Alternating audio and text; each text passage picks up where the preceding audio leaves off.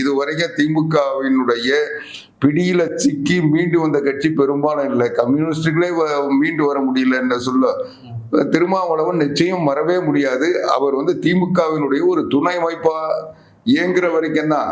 அதை இன்னைக்கு அப்படிதான் இயங்கிட்டு இருக்காரு. ஆனா பொது வழியில அதை வெளிப்படையா இவரால் சொல்ல முடியல. இவர் இந்த பக்கமும் போக முடியாம அந்த பக்கமும் போக முடியாம எந்த ஒரு நிலைப்பாட்டை எடுக்க முடியாம இன்னைக்கு தடுமாறிட்டு இருக்காரு. அதனால திருமாவளவன் எப்பவுமே ஒரு நல்ல தலைவரே தவிர சரியான தலைவர் இல்லை.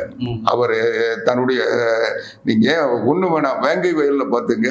வேங்கை வயல்ல சிபிஐ விசாரணை கேட்டாரு, செஞ்சாங்களா?